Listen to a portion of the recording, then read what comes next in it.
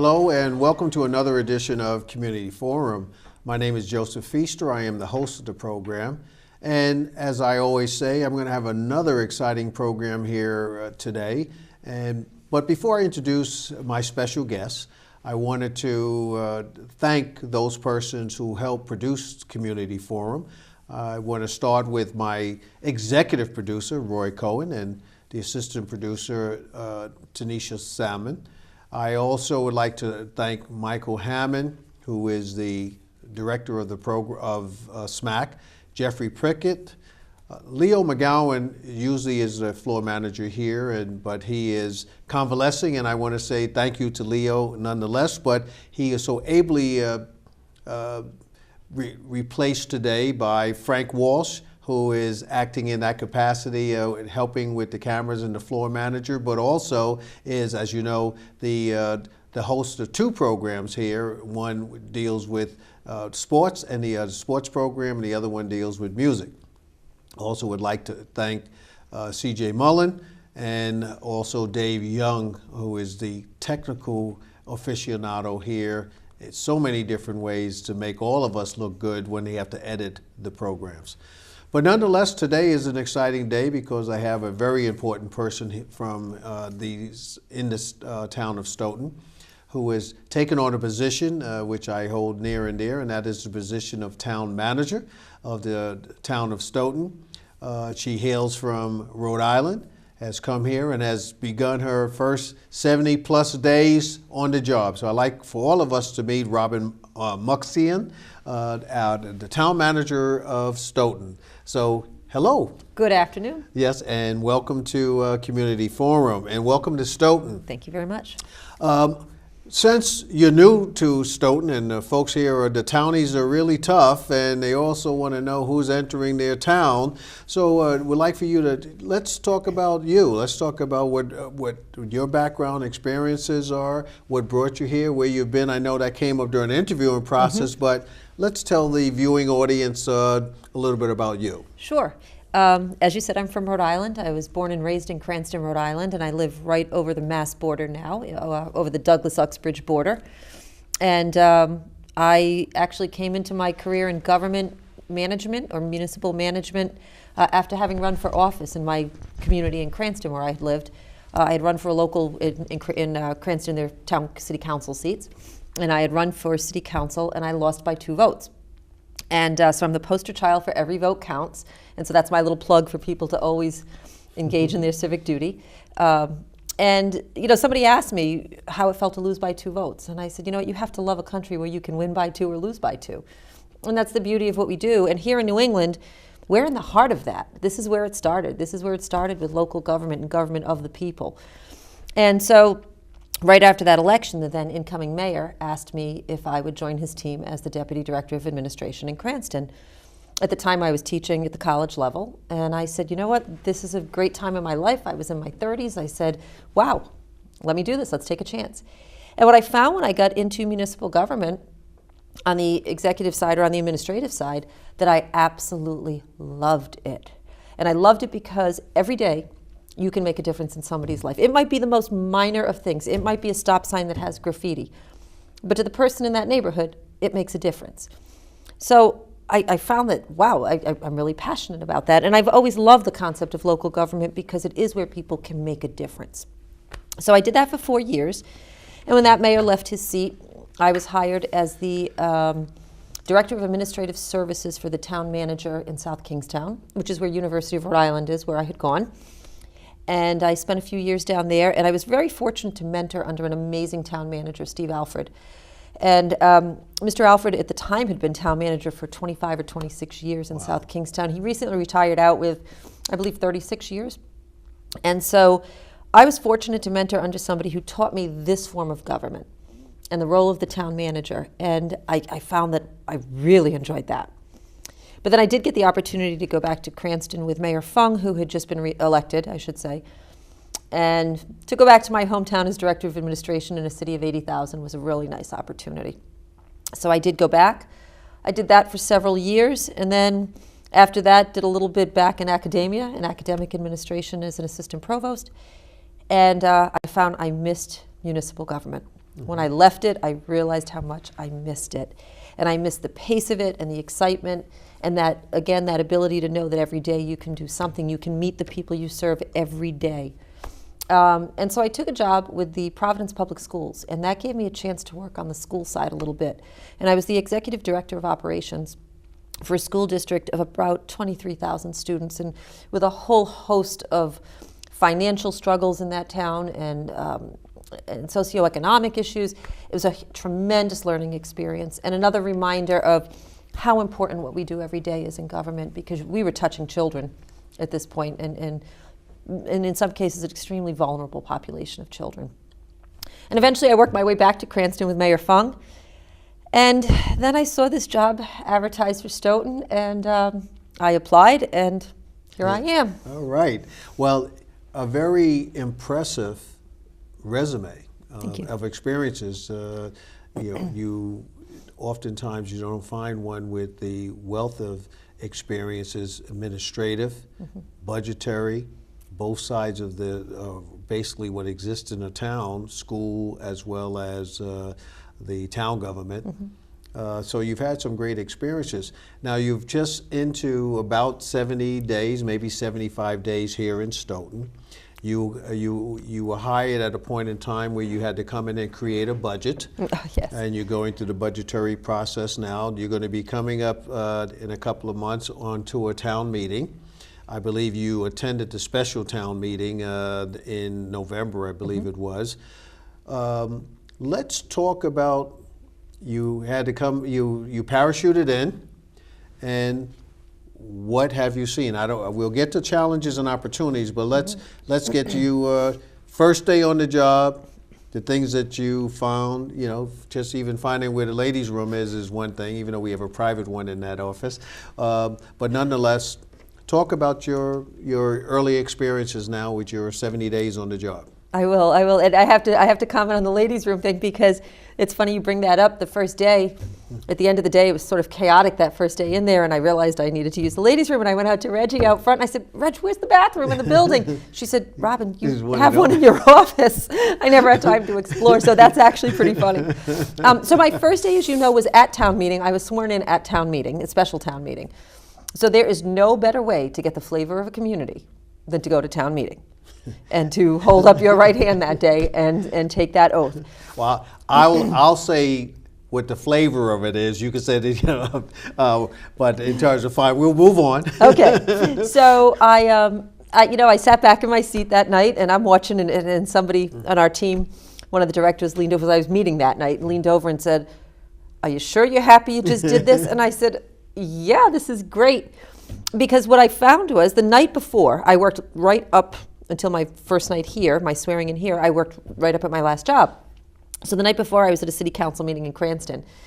And while it's not town meeting where the crowd, the citizens necessarily vote, they are very active and come speak on council votes. So the night before, there was a big debate over a zone change. And I was there till 10:30 or 11 o'clock at night. We had speaker after speaker after speaker on it.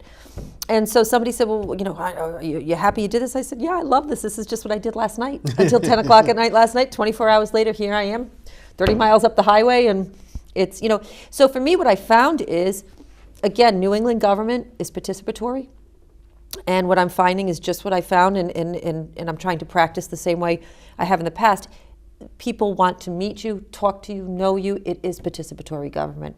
And opening the doors, opening my door, my office door to the public as much as I can, I think has been extraordinarily helpful. And what I have found is a town of passionate people. And I can't help but love that. That's, again, it goes back to that passion for civics. And I know, because I came in to see you, that you have your Thursday time frames in order to meet with citizens of the town, and I suspect that you are doing that right up to this day. Absolutely, and I encourage people, it's my chance to make that plug, to please come by 5 o'clock to 6:30 on Thursday afternoons. I try to block that time out unless there's something that's out of my control for a meeting. And that's a chance for people to just pop in and say hi. And if they need more time, they can schedule something, certainly, with me. But I just want to meet people. These are the people we serve. I look out my window and I always point out when I'm talking to my team and say, that's who we work for. And so I want to meet them, and I'll come out and meet people. I will go out to people. I went by an elderly lady's home because I wanted to meet her, and I knew she couldn't come to town hall. So for me, that's a huge part of the role. I serve the public, and I need to have an understanding of what it is the public needs, wants, desires, and they need to know me because I have to build a trust. And I guess I want to just speak about style of leadership, because there are all types of leaders. We're experiencing that from federal down to the local level. I won't emphasize any more other than to speak of it from the standpoint of the subject matter rather than the subjects. Mm-hmm. But you hit upon a point that, are you a leader who wants to get out amongst the citizenry and to engage them by attending, the events and attending the ceremonial things and just everyday types of things? Is that your style of leadership, or are you one that says, I'll handle my administrative aspects of that and then I take off back to where I live? No, I love being out and about, and one of the first things I had the honor of doing was marching in the Festival of Lights for the holiday parade. And that was just a great chance to see the public and to see how Stoughton feels. And again, I love New England villages. Even though Cranston's a city of 80,000, it's actually a collection of villages. And where I grew up is very similar. Parades up the main route. You come out. Town hall is sort of, City Hall is the center of the community. I love that, and I want to be out and about. Even now, if I have to run to the library, I try to walk, because instead of taking my car, if I walk, I might see people, I might talk to people. And a lot of people will spot me that I assume are watching Stoughton Media Access, because they'll see me and they'll wave to me. And I love that. I have people, when I'm walking out of town hall, stop me and say, "Oh, you're the new town manager." Right. So in order for me to lead and to really be able to say to my team, this is the way I think we need to move, mm-hmm. I need to know the people. And of course, I serve the board. And the board represents the will of those people as well. So absolutely, my leadership style is to be out in the community as much as I can. I've started a Stoughton Town Manager Facebook page, another plug, please click on like. And people can reach me that way, and a lot of people are more comfortable that way. There are people who may not feel comfortable coming to my office or even picking up a phone. Or they may have a question that they don't want to bother me with, if you will, not that it's ever a bother for me, but they'll pop it on a Facebook post. And boop, I respond. And so to me, that's just it's sort of the new way of being out in the community as well. Well, I appreciated when I came to speak with you. We talked about it because I see the town hall as the town hall of the people. Mm-hmm. And that means giving them the accessibility to it, and be able to handle their business mm-hmm. that they need to handle in the town. But in part of that means that if they drive up, that they can get and find a place to park. Mm-hmm. And I know you instituted a process which is near and dear to me, and so if you can just talk about that so our citizenry know that you've instituted a process which will allow them to not have to go searching around the streets to find a place to park in order to be able to use and to get service in town hall. Mm-hmm. So yeah, and that came to me through the Facebook page, a message from someone who said that, could you do something about the parking? When I pull up, I can't find a spot. So our staff now parks in the back lots, and the front and the side is reserved for public parking only. And if we have to look for better ways to do that, we'll continue to look for better ways, because again, it is the town hall of the people. My staff, most are more than willing to walk a few extra feet, and nobody questioned, made a comment, we implemented it, and hopefully everybody's complying. Well, I'm sure they've grown, because I got a whole bunch of pushback when I instituted that when I had it, but I felt it was so important uh-huh. that our citizens would not have to go looking around for space. So I was so happy, because I was planning to come to a Board of Selectmen's meeting and stand up for the citizen time and raise that particular issue. But I'm glad that you were able to implement that, because I felt personally that was so important. So I'm glad that was something that you instituted. Let's talk about, okay, you're now 70 days in approximately. Mm-hmm. Let's talk about challenges that you see already. You've been places in local government, so you know how to find some of these things. And you also know how to look at the opportunities. Let's talk about some of those things that you found just in the short period of time that you've been here, and particularly as you go through the budgetary process, which I would like to as well talk about. What are you finding in that process? Where do we stand with regards to our budget, and if there are issues, how you might think about addressing it if you care to talk about it? Sure, and those two things of what have I found in the budget have to be answered really as one question.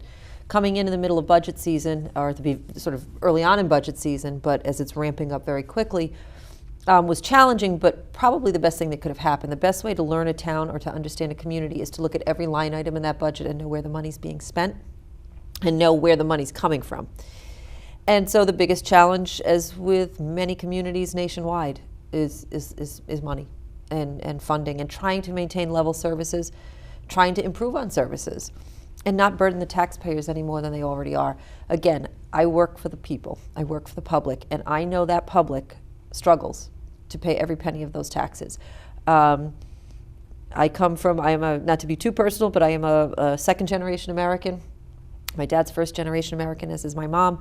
And but my dad came from a very struggling family. He struggled hard, and so I was raised to understand the value of every penny that everybody earns, and to respect that. And so I very seriously look at when people say, well, it's $100 on a tax bill or it's $200 on a tax bill. That's a lot of money for many people, particularly our senior population. And so we have budgets that start with a presumed 2.5% tax increase, plus there's a debt exclusion for the high school, a wonderful thing that the town needed, but it's a burden. And so we're looking at taxpayers that are maxed.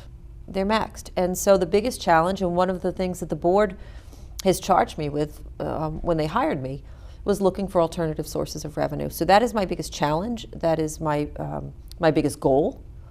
And the difficulty with that is that a lot of these ideas have kicked around for a long time in this town, but just haven't moved forward for a whole host of reasons.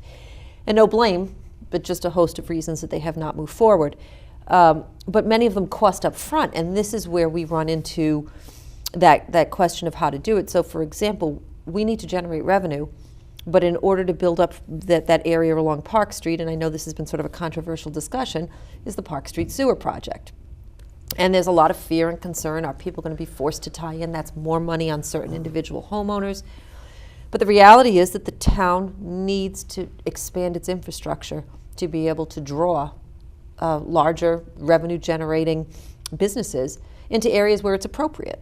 And that's what we want to look at.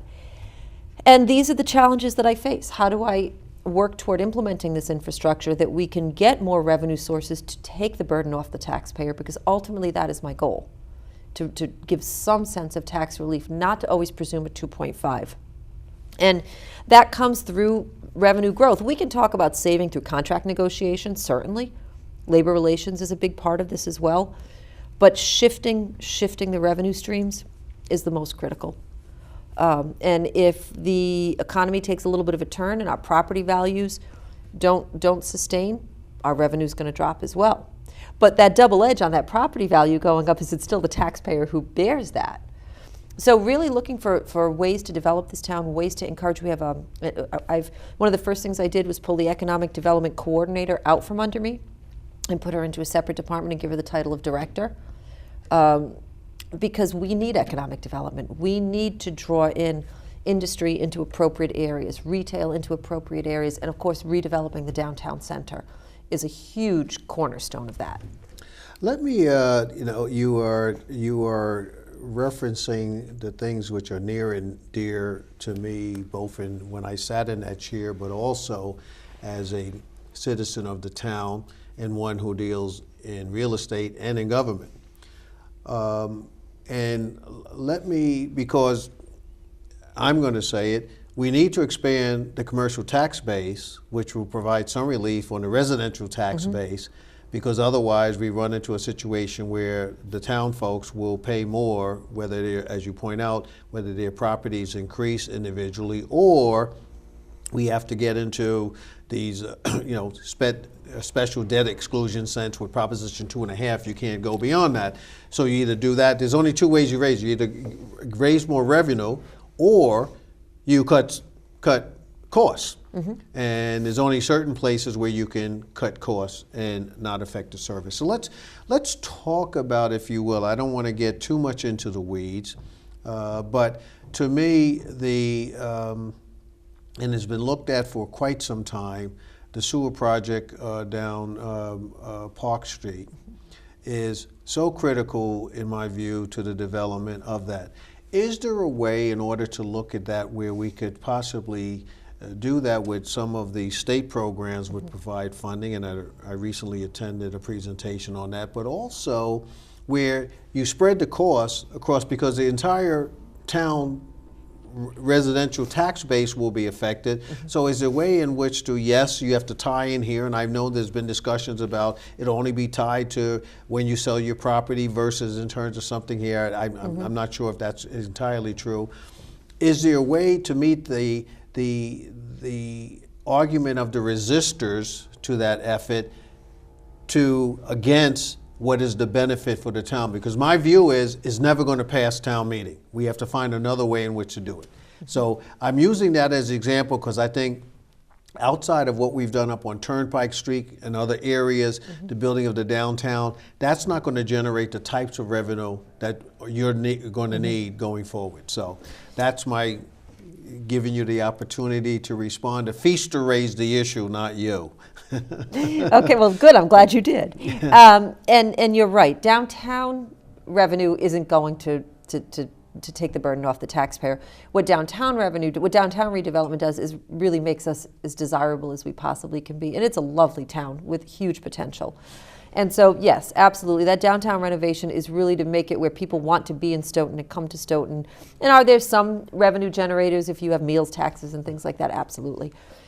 But things like the Park Street sewer line are where we have the potential to gain real revenue. A sewer line would allow us to put another hotel in, for example. That's a lot of money. That's real estate money. That's room tax money. That's people coming in who are going to spend at local businesses. That's more local businesses that want to come in. How to fund that is where the problem is, and people are concerned. And understandably, because the people who, if there was a forced tie-in, those people would be tremendously impacted. If somebody's just upgraded their septic, the last thing they now want to do is have to spend tens of thousands to tie in. So the plan right now, and Mark Tisdale, the former interim town manager who's been wonderful, now holds the title of Executive Director of Development Services as well as Town Engineer. And Mark has taken the lead on this. As an engineer, he understands the nuances of it, the logistics of it, and as having been interim town manager, understands the broader nuances. And Mark is working on a program where we look at outside funding, and we talk about how to get this expenditure across the town. And this is exactly the point. There's going to be a little bit of pain in order to get that revenue, and that's why it's unfortunate these projects hadn't been rolling along, because we might be seeing that revenue now.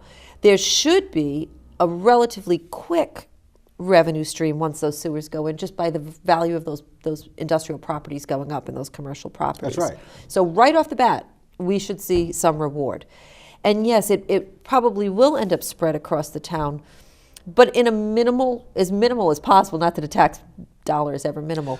But see, I don't even want that. I don't even want you to make it guarded or couched. Yep. To me, it's an investment in a future benefit for us all, because I can see that, and as we know, if the commercial tax base is increased, and if one looks at what the commercial rate is versus the residential rate, there's a likelihood that the residential rate will go down per $1,000 over the course of time. And so there will be a longer term benefit with a minimal investment because you spread it across the town. And I think that's how we need the advocacy to sell that, because the naysayers have won the day thus far. I know you've looked at some of the prior reports going back as prior to 2012. It's just been discussing, and the no folks have won the day. Now, I think there are some ways, and I'm not going to discuss them on air, that you might be able to pursue these things, because this effort has to be for the town. And I think it also ties into the consideration of Stoughton at marketing itself as a destination. Yes. So I think that, and that was part of what your conversation was. If we do these things, Stoughton becomes a destination that attracts others. So I'm not going to ramble on. I want you to do the talking, but these are just some of the things that I think need to be put in perspective for us to grow. Absolutely, because ultimately, as I said, my goal is not to have this automatic 2.5 on the taxpayer. And the only way to do that, as you point out, is to shift that burden. And if we can increase the commercial money coming in, it absolutely will help the taxpayer. My goal in all this isn't to bring more money in so that I can spend more money. My goal is to bring more money in so we can take that burden off the homeowner. And if we don't, what's going to happen, the only other place you can go is to cut service, yes, cut staff. There's no two ways about it. You either, or talk about debt exclusions, which only do nothing in terms of giving us a long-term solution. It's still a tax, effectively. That's right. You could call it what you want. It may That's not be right. literally a tax, but it's a tax. That's right. Anytime the public pays the government, it's a tax. That's correct. And so, whether they call it fees or not, right. It's still a tax. And I'm okay with fees if it's user-based, for instance, commercial. If we pay, let's say, someone pays a fee for a building, permit, and we have a hotel coming in, yes, there's a lot of money that comes in. But absolutely, a debt exclusion is a form of a tax. And so when we build in, for instance, right now, debt service into our budget, we're doing that, investing into the future of Stoughton. People will see very soon, come summer, some infrastructure projects going on in the downtown area, sidewalk work, electrical work, to start generating an area that can draw businesses that make it a destination. We sit at the end of the T line. We couldn't sit in a more perfect spot. We're the perfect destination spot. People coming in from Boston. There are a lot of people who don't want to go into the city. Well, let's find them something right here in our community that they want to do here. And if we bring those businesses, if we bring those industrial businesses in, and we bring a hotel in, and we have things right in Stoughton to engage those people when they're here, it's a win-win. What I'm really concerned about is the senior citizen, who that's great if the property values keep going up, but if the tax rate doesn't go down per thousand, they're going to get taxed right out of their homes. And I can't think of anything worse. Well, I'm not going to harp on this, but I do want to put some thoughts out there. Have you given a thought to some type of advisory group that may help of citizens that might be able to work to present this position? Because oftentimes people will look at government saying it and not find it believable because the people versus government viewpoint. Because I just think it's so essential that there are many persons in this town who understand that argument, but they're not put in a position in order to present it. Attended that meeting which talked about the sewer project, and after the presentation, I didn't even stay for the community part because I looked around the room and saw who was in the room. They were there to basically say, no, it can't happen. So is any thought to possibly those of us who may see it in a different light being able to dissect the issue, assist, now you said Mark and or whoever else is going to take that particular lead, in possibly coming up with various scenarios that may address that? Yeah, I would love any type of citizen outreach on this in whatever form, whether formal or informal. And again, I think this is why it's so important that I keep my door open, because if people come to me and say, can we do something, can we help? I want them to feel comfortable doing that. If I had a group of people that wanted to meet with Mark and Pam, our economic development director is the other lead on this, I would love to have people sit down with them to get a one-on-one tutorial on this so they can share the word. Well, I'm volunteering. Well, then I will on that issue, because I just think, I've been in this town 20 years, and my whole sense is that, and in the effort even sitting in that chair, trying to do this issue, this conversation, I think it's essential, and I don't think that the naysayers should be able to block this without a broader conversation. And thus far, that has been the case. So I volunteer if that conversation is going to take place in order to do that. Let's talk about three things. One is, I understand the Malcolm Parsons parcel was just approved. The theater has been a conversation for the downtown, and just the whole concept of marketing Stoughton. I don't think that we do a good job in terms of marketing Stoughton as a destination into businesses or others. Any thoughts about that, Madam Town Manager? Yeah, I think, again, this now goes back to the downtown redevelopment, not so much as revenue generator, but really as town identity. What makes New England towns beautiful are their downtown centers. Many of them have old theaters, and so you bring up the theater. And as I referenced back, and, when I ended my bio, I said I saw the ad for Stoughton and applied. One of the things, and people say, I've actually had people say to me, "Why'd you apply to Stoughton?" And actually, former town managers in different communities in Rhode Island said to me, "Why Stoughton?" And I said, when I started to read about it, what I realized, it was very, very similar to where I grew up. So as I said, while the city was 80,000, it was a collection of villages, and I grew up right in the center of town, where there's town hall. My alma mater, Cranston East, I got to get a plug in for my alma mater, was right next door. I lived 6 blocks away. I walked up the street into the downtown area, and my grandmother, who lived a few blocks away, we'd walk through, through that little strip, and there was an ice cream shop and a shoe store and a library and all those things. And I realized we're not going to necessarily have those types of things. Times have changed, but there's no reason that a downtown center can't still have that feel, and we see it in other communities. And so when I applied for the job, it was because what I saw was that pretty much very similar to what I grew up in. I think the next generation should have that. And working to middle-class New England towns are just a gift. There's just so much sense of community still. We don't have, when you go to different parts of the country, there's a sense of regionalization, a much more removed type of a thing, and no identity. And we're so proud of the identity of our communities. And so you have the Historic Society right there on the edge of town. I took a tour through the building with Paul Gaffoon, was just showing me some facilities that day, and we went through the building. And I'm reading about some of the history, and I'm looking at some of this is what we love. So I applied for this job because I said, here's a town that has all this, but it just needs a little shot in the arm. And so marketing is part of it, and that's why I'm out there as much as I can when I get invited to something like Friends of Stoughton, or I put the Facebook page out, or I'm here. Any chance we get, but we need to market broader.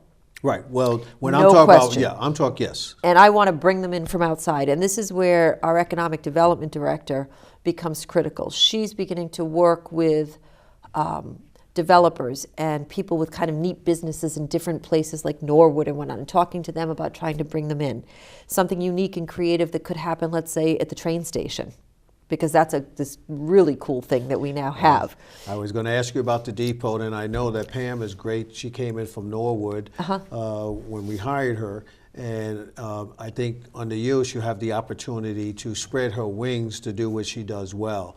But the train depot, the Randolph Savings Bank building, just my whole sense that a lot of the, if you will, the businesses that have come in, but not with any planned sense of what we want, it's a matter of saying we need something, so we let a landlord do that. Can we do anything by way incentivizing? There are a lot of programs, storefronts, there's all types of incentive programs the state has. Is there something we could do in this whole concept of making Stoughton's downtown desirable? So currently we have a sign and facade grant program in town that Pam leads.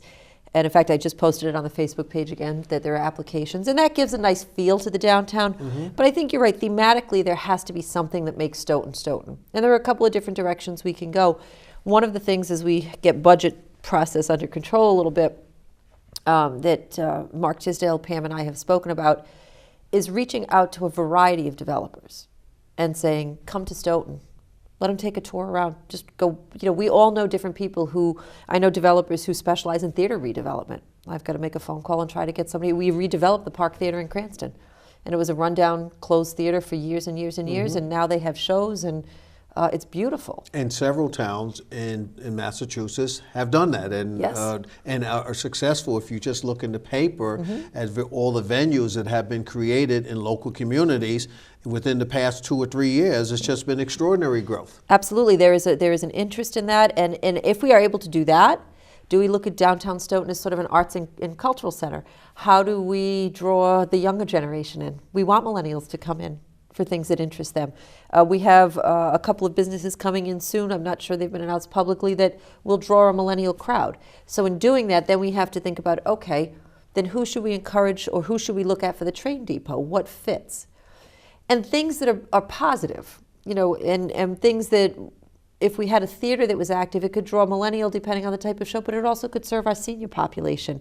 There are ways to do things that everybody in town can find something they enjoy. But there needs to be a theme, and there needs to be what is Stoughton? Are we going to be able to preserve the theater as a building? I mean, again, all of us hear all of the scuttlebutt as to what may happen relative to the new ownership and what they desire to do with that property. There were some things that came up in terms of town meeting which didn't go far, but nonetheless, are we going to be able to preserve that? I know that John Stagnoni has been, and that group has been on top of that issue for a number of years now. But again, are we going to be able to do that? Are we going to be able to do something with the Stoughton train depot? You know, that's been on discussion. Even my predecessor, Frank Crimmins, had that conversation. I had it during my tenure. I had it with the Redevelopment Authority. We had to deal with this, with the MBTA on that, and then it came into the town under the last administration, your predecessor, and here we are still. The only thing that came out of it was the show when they used it for that movie. Women. Hopefully that generated some revenue for us, but nonetheless, do you think that we can, with this new configuration, the focus that you're putting on economic development, which I applaud you on, do you think that we're going to be able to salvage and to put some of these things in place? Yeah, I absolutely. The depot I'm confident about. I really am. I've toured through the depot. And it really, yes, it needs work, but the building itself is structurally sound. We just got, Pam just got I believe an $85,000 grant for some bioremediation that has to be done there. I'm very excited about that. That's just an awesome building. I love old train stations. Yes. And the fact that the train still runs there gives it just an amazing feel when you hear the train go by and you're in the station. There's just huge potential there. And we've actually had interest. We've had people already knocking on our door and we haven't even signed the papers. So I'm extraordinarily excited about that. And I think that what that will do is on Wyman Street, that may set a whole tone for that area. You know, we have the bakery right there. Something will go into that depot. Pam has some businesses coming across the street right now, and it's at the train line. I mean, that's perfect. And when we're looking at a younger generation who's very comfortable with trains and Uber, the traffic issues become less depending on the types of things. So even in the thought process on what we bring downtown, thinking about how to bring ways that don't increase traffic by huge volumes. So Some people are going to take cars.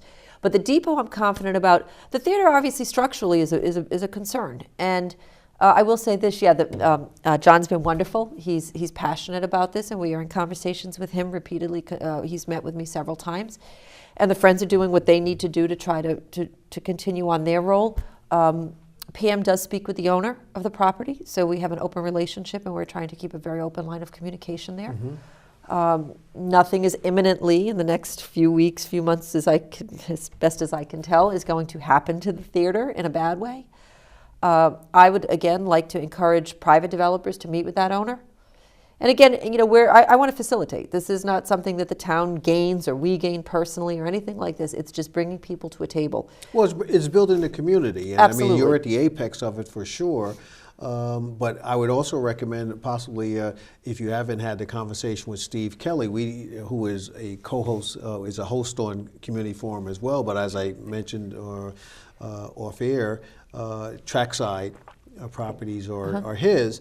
And he has a vision, and we discussed it here on this program, and it might be worthwhile for you and he to have the conversation about what he had the vision for the utilization of some of those downtown areas. Because I think I'm spending so much time here because I've been frustrated, because I'm not a patient person, and I like to move to issue to solution. And that just hasn't been. Our town meeting process has not afforded that opportunity, and it's at some time you have to, you know, drastic circumstances require drastic measures. So I'm hopeful that in sharing this. But before I go on, I know we've talked so long on so many issues. I haven't had a chance to really give our sponsors an opportunity, so I'm going to spend the time doing that, and then we'll come back and I'm going to let you talk about I know you talked about some initiatives. I don't know if those are your majors or that I just goaded you into some of the ones that are of interest to me, and then what some of your needs are, and if that includes how you may be able to look at this budgeting process. If you care to, we can talk about that. But for now, we're going to go to our sponsors to give them an opportunity to tell you what they do. Hi, it's Gary LaPierre, and the crew wants to thank Maxie's Delicatessen. That's at 117 Sharon Street in Stoughton. They're 781-341-1662.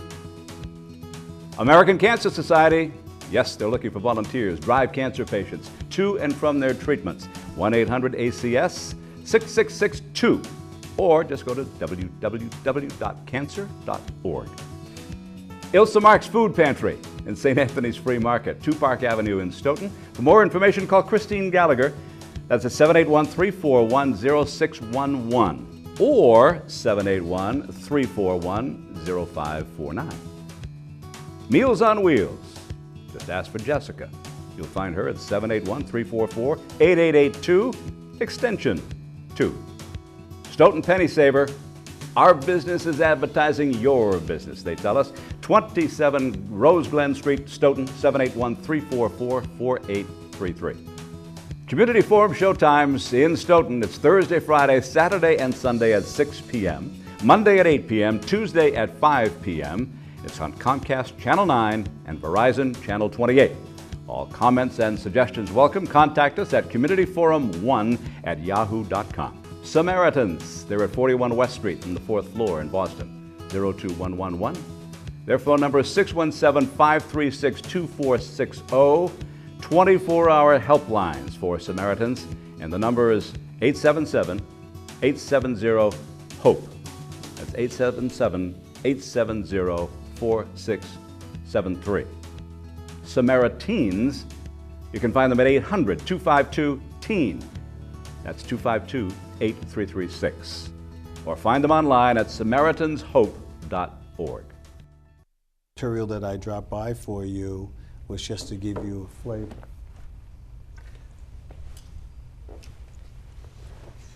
Yes, again, I was over here chatting with the town manager and not doing my job, so I have to make sure that Roy does. But I meant to say this at the top of the program as well. We've lost a great friend, Gary LaPierre, whose voice you have heard on many of our ads that we've had here, has passed away recently, and we wanted to extend our condolences not only from here at Community Forum, but for the entire staff at the Stoughton Media Access Corporation. We want to extend our condolences to his family, and to his friends, and to his colleagues. As you know, this is my guest today, is the Stoughton Town Manager, Robin Muksian. She has been here about 70 days and is getting immersed in what we do here in Stoughton, carrying out her business well. You can reach her at 781-341-1300 at rmuksian@stoughton-mass.gov. And she has created a Facebook page, Stoughton Town Manager, and so you can communicate with her. And as was mentioned here, on Thursdays between 5 and 6:30, she has an opportunity for folks to come by Town Hall and to meet with her. So take advantage of all these opportunities to meet our Town Manager. Stoughton Lions Club Annual Golf Tournament, Cedar Hill Golf Course, 1137 Park Street here in Stoughton. That event will be held on Saturday, May 18th. And so if you're interested, contact Walter Parsley. You know him. He's right on the corner there and does real estate in this town. You can reach him by phone at 781-408-1248. I believe that's the number. And you can reach him at the email address that you see on the screen. Monday Night Bingo at Ava Torah Congregation, 1179 Central Street in Stoughton. Doors open at 4:30. Game starts at 6:30. Bring your friends, bring your money, have a good time, and help a good cause. Get Fresh, Stoughton's own cooking show. New episodes airing now on Comcast Channel 9, Verizon Channel 28. And you can view the program on Mondays at 5:30 p.m., Wednesdays at 8 p.m., Thursdays at 9 a.m., and Fridays at 5 o'clock p.m. And now we're back, and if you're just tuning in, I have as my guest the Stoughton Town Manager, Robin Muksian, a native of Cranston, Rhode Island, who has come to us, has been here about 70 days, is handling her business well as a town manager, getting a budget together for us to consider at town meeting, and has some thoughts and ideas because she comes to us with a wealth of experience in municipal government, on the educational side as well as on the governmental side, and so she's well versed in that, and I'm enjoying my time speaking with her today. So once again, welcome, Madam Town Manager. I know that we were talking about a number of things about downtown. We were talking about the economic development. We talked about the challenges and opportunities. I know there were some other thoughts and ideas and major initiatives that you have, so let me give you the floor on that. One of the other things I'd like to see us look into is the concept of incubator space.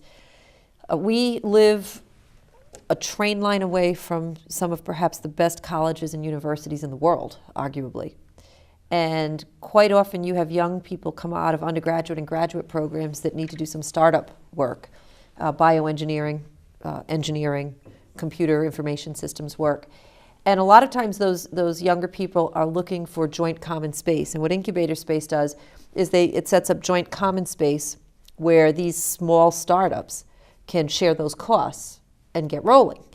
And what I really would love to see happen is maybe in some of our first floor development, because we're talking about mixed use in the downtown area, some of that first floor development being dedicated to incubator space, if we can find a developer that's interested in that, and perhaps the upper levels becoming micro apartments, because what we find is that younger people like smaller space.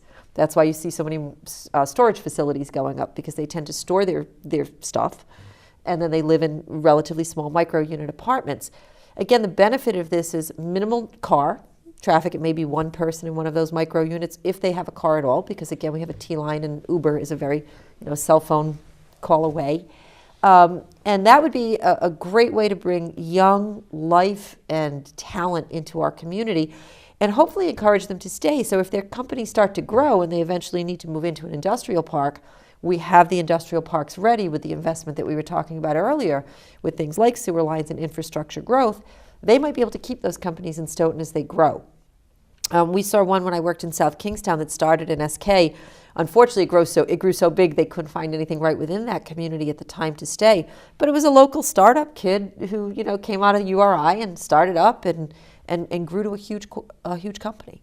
And I would love to see that happen in Stoughton. And if we can keep them in Stoughton, perhaps that's the next generation that will raise their families here as they get older and become more established. And that's what I would love to see, because again, we go back to the cultural feel of New England towns. A lot of us grew up and stayed where we were for many, many years, and many people raise families in the towns that they grew up in.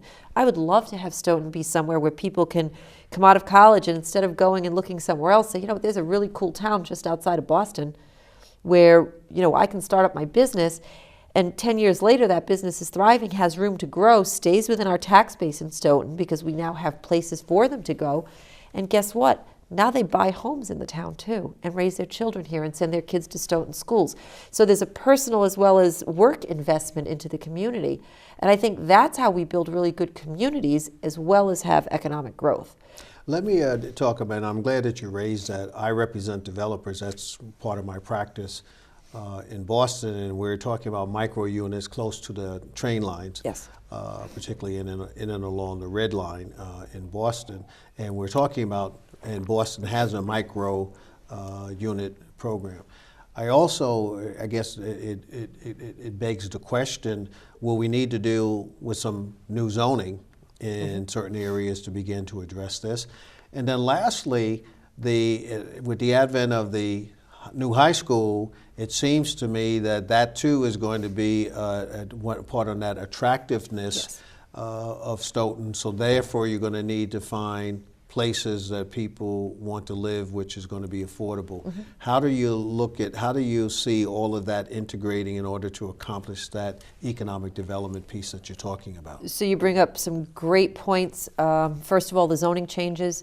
As you may know, our planning director recently retired, Noreen, and I want to thank her for her service. But we are now in the search for a new planning director. And part of what we are going to look for in this search is somebody with very innovative ideas on zoning downtown areas and someone who has experience in downtown redevelopment. It is critical that we are able to make these zone changes that need to happen and have it in such a way that they're not controversial, that they're all very transparent and people understand exactly why we're doing this, because zone changes are very sensitive. I mean, I saw it my first night at town meeting. I saw it there has not been a community in which I've worked that this has not been probably the biggest, it's more of a hot button than even the budget. People are protective of that, and rightfully so, because if it goes wrong, it negatively impacts communities terribly. So we need a planning director, and I encourage people to look, if you have background in planning, again, another chance to plug that, please apply. We want someone with that experience. And we have a planning board and we have a board of selectmen, and that person has to be able to communicate between those two groups and extraordinarily clearly amongst the public, because people have to understand why those changes are going to happen. So we need to look at downtown overlays, where they call it, I guess, the SMOOD, but we need to change the name. SMOOD is not a great name, I don't think, and no offense to anybody who came up with it. But that Stoughton downtown area overlay, we need to look at that a little more closely. It's pretty spread out. Maybe we need to have a smaller area that overlay encompasses, and then have different zoning outside of that. These are the things I want to bring in a really creative planner to do. And so we're actively in search for that now. You mentioned the high school. Public schools are critical. And this sometimes gets lost in the discussion, and we may get into debates on budgeting for school departments and municipal departments. But I absolutely respect the work that the public schools do, and the importance of that into encouraging people to come into our community. So the new high school is a big part of that, absolutely. And things like the fact that the Stoughton Band has regional recognition. That's a wonderful thing. Those are the reasons parents want their kids to go to public schools. Public education is one of the things I believe is what makes our country so unique. It's a right, and it's a right of equality and a chance for everybody to succeed. And so I think that, when you look at a new high school, and that's why we saw people willing to support a new high school, even though it was a burden on them. They understood that was an investment in the community. We did high school, we did a library, but I want to point out another thing. We have a new town manager, and we're soon to have a new superintendent. Yes. Come July. Mm-hmm. So, I mean, there are these opportunities as well. Two things, because our time is running nigh. I wanted to talk about two areas of interest to me, and one is our enforcement of what we have, and I'm talking about really from our building department standpoint. One of, at least my pet observations are things such as boats in yards and RVs in yards and things that I don't see in or allowed in other communities. And the other one is the examples that I've used in the past is the city of Alexandria, Virginia, they put in trees and tree-lined streets, and we have many communities right here in Massachusetts. I really didn't have to go there, but that was one which struck me when I went to Alexandria and to see it, because I knew it from King Street from days going by to what it is now and what they've done.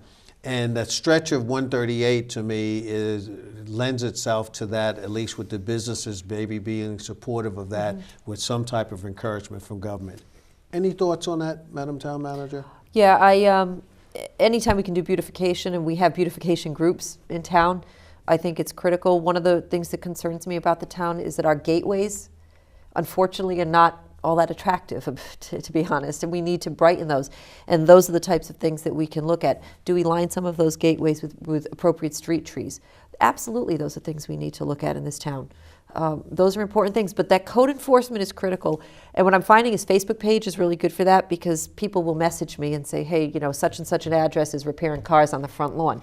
I'll call inspections, we send somebody right out. I encourage people to call us if they have concerns on housing. Also, this is good timing, we have officially started an internal team to look at building safety. And it's the police chief, the fire chief, a sergeant on the police department who's very active in community, the building official, and myself, and our Board of Health as well. And we are meeting every other week to sit down and go over vacant properties that may have people living in them illegally, and which makes it unsafe for the people. Those people living in an apartment they may not even know is illegal. Right. And they are at a risk of safety. So we actually now have an active internal town meeting, and the information that we discuss or the buildings we discuss, some of it's generated from things the police might see. Some of it's generated when an inspector might go out to issue a permit on something and then find something else. It may come out when a senior citizen has an issue and the Council on Aging engages them. So this is a new internal team that we have, and we will meet. Yeah, I'm ecstatic about that, because that was something which I observed, sought to try to correct, was not successful in doing it in many ways. I think we did put it in one of the town meetings, hire an additional person within the building inspector's department. But so I'm happy to hear that, because there are just, as I see it, flagrant violations that have gone on for years in this town. So it would be helpful to see that. But again, you're going to get some resistance. For sure. So, yeah, call out the A-team to help you out, those of us who are mindful of what you're attempting to do and looking at it. We're coming down almost to the end of the program. Is any parting thoughts, any things you'd want to express that you want folks to look at, help you on, things you might need? So you got a few moments to be able to express that. Sure. Well, you just mentioned motivating the A-team, and that's what I need. I need the troops to be with me on this. I have no problem taking on challenges, taking on resistance. That's kind of what I do, and that's my job. If it's for the good of the town, then it's my job to do it, and it may come with resistance, but I'm not afraid of that. You take on what you have to do the right thing.